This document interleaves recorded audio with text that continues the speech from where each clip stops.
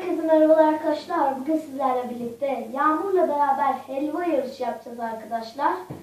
Bu arkadaşlar susuz olacak. Evet, kazanan su. Kadın kazandı artık arkadaşlar. Ceza yaptık, ödül olsun dedik. Su. Başka ödül bulamadık arkadaşlar. Burada 3 tane var. Biz böyle yaptık arkadaşlar. 6 tane oldu toplamda. Hem daha kolay olur hem de boğulmamızı etkiler arkadaşlar. Yani boğulabiliriz. Böyle bunların ikisinin birleşimiydi mesela arkadaşlar. Evet. Şöyle falan. Ama biz tek ağzımıza atamayacağımız için. Onun için arkadaşlar Hocam gitti. her neyse. Onun için arkadaşlar Başlayalım. dur bir dakika. Onun için böyle ayırdık. İsterseniz hemen başlayalım. İlk bitireni arkadaşlar. Dur Yağmur başlama. Yağmur şu an elma yemek istiyor.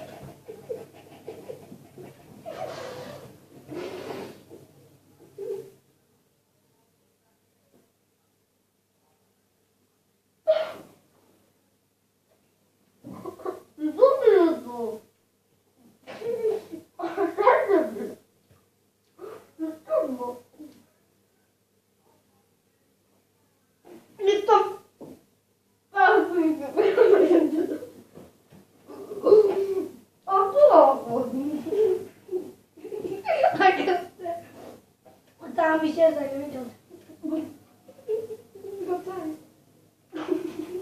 Batan git. Neyse, Batan işte. Ben içmeyeyim. Batan 6 elmayı birden yapamıyormuş. Benim midem birazcık olduğu için. Hemen geçiyorum. İçmiyorum, geçiyorum. Batuhan hadi. Bir saat oldu yani.